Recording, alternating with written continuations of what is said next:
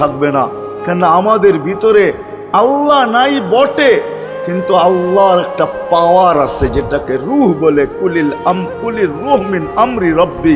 আল্লাহর একটা পাওয়ার, একটা সিফত, সবচেয়ে শক্তিশালী পাওয়ার যেটা, ওইটা আমাদের ভিতরে আল্লাহ ঢুকায় রাখছেন, যেটাকে আমরা রূহ বলি। কোরআনের ভাষায় রূহ বলে, বাংলা ভাষায় আত্মা বলে। যেটাকে আমরা আত্মা বলি ওটা আল্লাহর হুকুম ছাড়া কিছু না। আল্লাহ বলে ওটা মনে করে নাও আমি তোমার ভিতরে আছি, কেন এটা আমারই জিনিস। কুলির রূহ মিন আমরি রব্বি।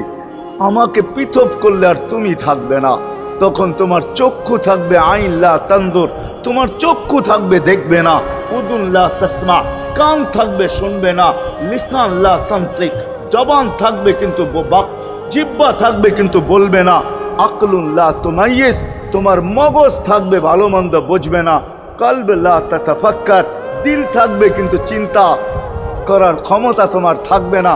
ইয়াত লা তাফতিশ, হাত থাকবে ধরবে না।